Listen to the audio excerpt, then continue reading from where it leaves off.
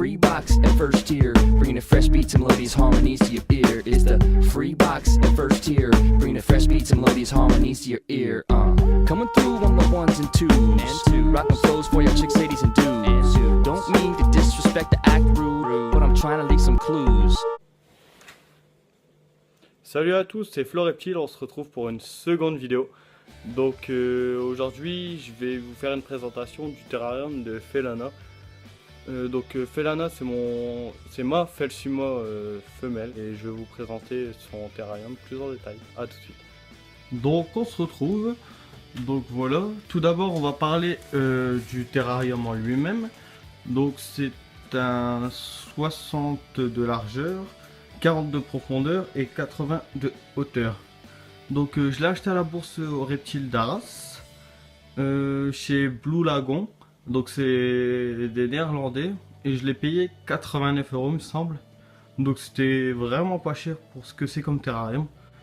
Ensuite je vais vous parler du substrat. Donc le substrat, donc j'ai choisi de mettre de la fibre de coco, donc de chez Exoterra, donc basique, et j'ai mélangé avec un substrat pro horticole de chez Bourbon Nature. Donc ça se présente comme ça. Donc j'ai payé 6 € les 4 litres. C'est un peu cher à mon goût. Je trouve que c'est cher par rapport aux autres substrats, Exoterra, Zoomed, etc. Mais j'espère avoir du résultat, et surtout pour les plantes en fait. Pour que les plantes elles se développent bien, donc j'ai pris ce substrat là. Ensuite je vais vous parler des décos. Donc les décos, ce qui tape tout de suite à l'œil, c'est le tronc en liège. Donc c'est un beau tronc, elle peut se promener à l'intérieur, donc c'est assez cool. Je peux l'observer d'ici et d'ici, donc c'est assez cool. D'ailleurs elle est là, la grosse. Ensuite donc j'ai mis une grosse branche en Y. Donc là il y a une partie, là aussi elle passe là et se termine là-bas. Donc bon, ça fait pas très longtemps que je l'ai mise. Je l'ai récupérée en forêt de lianes. Donc il y a une ici et une dans le fond qui passe ici et qui passe derrière là-bas. Donc les lianes, pareil, je les ai récupérées en forêt.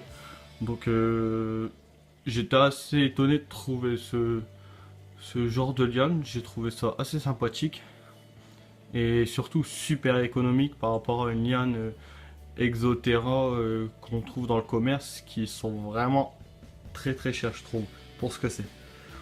Et ensuite j'ai mis alors 2 plaques d'ardoise ici et ici.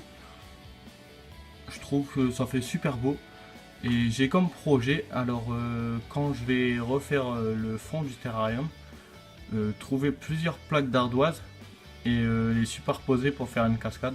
Je pense que ça pourrait être super beau. Les plaques d'ardoise, je les ai trouvées dans la nature aussi. Donc franchement, au niveau des décors, ça m'a pas coûté excessivement cher. Et une autre coco que j'ai acheté aussi à la bourse d'Arras. Je mets des verres de farine, des choses comme ça. Elle va dedans, c'est assez cool. C'est assez cool à observer. Donc ensuite, je vais vous parler des plantes. Donc les plantes, il y a 2 yucca. Ensuite, j'ai une Tillandsia ionanta. Ensuite, j'ai une Neurogelium maya. Donc ici, j'ai une orchidée qui est ici. Je la trouve assez belle. Et en ce moment, alors hop, je vais vous montrer ça. En ce moment, elle me fait des petites pousses violettes. Donc j'espère que ça va faire ça sur toute la fleur. Je pense que ça ferait super beau. Je vous tiendrai au courant. De toute façon, je mettrai une petite photo sur ma page Facebook ou autre si elle fleurit comme je le souhaite et que ça fait super beau. Ensuite, j'ai une potesse. Donc la potesse, hop, elle se trouve ici. Donc c'est cette petite plante. Donc c'est une plante grimpante. Elle se développe assez bien. Je trouve elle est assez cool et je vais essayer, quand elle sera plus grande, de l'enrouler autour du tronc en liège. Donc ça sera assez cool qu'elle monte dessus.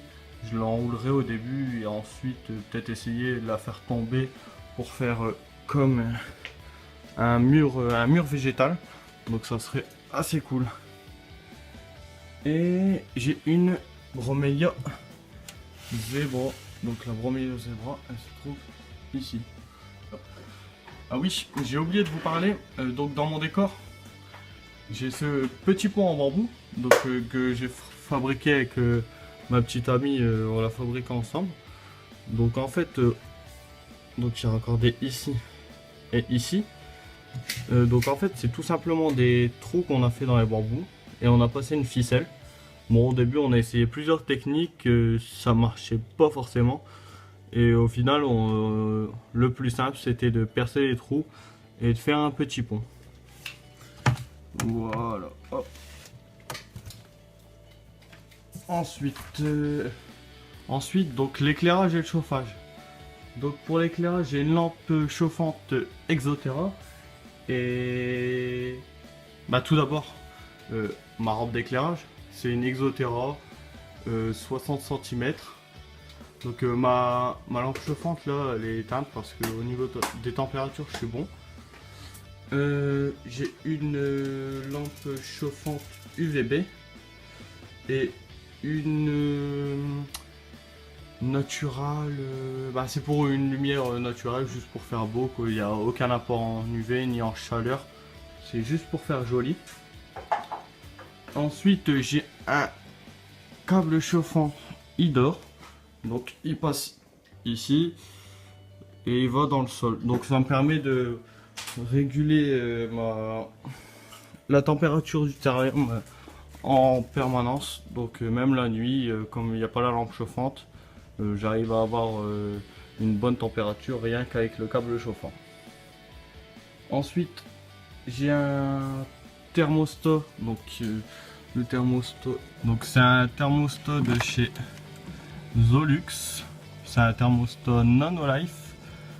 Ouais, ça va. Pour le prix, je trouve que 30 €, c'est assez cher. Je pense que sur eBay ou sur Amazon, je pourrais en trouver des moins chers. Mais bon, c'est tout ce que j'ai trouvé. C'est au début que j'ai commencé à la Terrario. En animalerie, c'est tout ce qu'ils m'ont proposé. Donc j'ai pris ça. Mais 30 €, je trouve que c'est assez cher.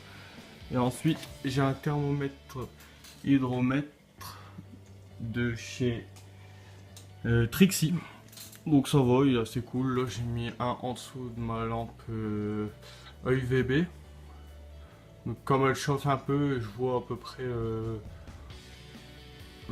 à combien je suis au niveau de la lampe UVB. Et de temps en temps, je le bouge pour voir à combien je suis à mon pain chaud quand ma lampe chauffante elle est allumée. Donc voilà. Ensuite, au niveau de l'alimentation, donc j'essaye de varier souvent. Donc je lui donne des grillons taille 8. D'ailleurs, il y en a un petit là. Oh. Parce que je viens de remettre dans le terrarium. Donc il y en a là. Et sinon, en ce moment, je tente de lui mettre un peu de Red Runner. Donc 2 fois par semaine, j'en donne 2-3 pour qu'elle ait un petit apport en graisse et qu'elle grandisse bien. Et ensuite, je mets des Jelly Candy Cups de chez Eurozo. Donc elles sont ici. Donc ça se présente comme ça. C'est assez cool parce qu'il y a 5 goûts différents. Avant, je les achetais à l'unité. Mais il me semble que ça, je le paye. Là, il y en a 20 dedans. Je le paye 15 €. Alors que c'est 80 centimes à l'unité. Donc, c'est beaucoup plus rentable de les acheter comme ceci. Oh. Par 20. Donc, c'est assez cool. Voilà. Je pense que j'ai parlé de tout. Ah non, j'ai oublié de vous parler du décor de fond. Donc bon, bah, pour l'instant c'est assez basique. C'est un décor de fond en liège, des plaques de liège. C'est assez banal. Mais par la suite, je compte en faire un en polystyrène extrudé et en mousse expansive. Donc je pense que je ferai un petit tuto. Et voilà, je pense que j'ai fait le tour. Donc j'espère que la vidéo vous a plu. Surtout n'hésitez pas à vous abonner, à mettre un pouce bleu, à rejoindre ma page sur Facebook. Je mets plus d'informations sur Facebook. Et si vous avez des questions, vous pouvez me contacter par message privé, etc. Donc la page Facebook, donc c'est Floreptile, comme la page YouTube. Donc surtout n'hésitez pas et je vous remercie tous pour vos abonnements, vos vues, vos pouces, vos encouragements, pardon, vos critiques, tout, je prends tout en compte et ça me fait vraiment progresser. Alors merci beaucoup à tous et je compte sur vous.